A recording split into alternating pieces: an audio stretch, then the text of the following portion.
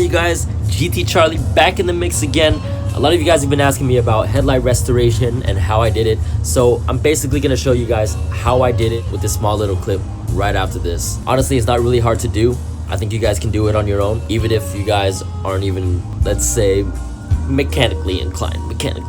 There won't be any details, you guys. I just want to show you guys exactly how I did it, but I will be making a detailed video. Anyways, you guys, enjoy. Clear lens, dirty lens, clear lens, dirty lens.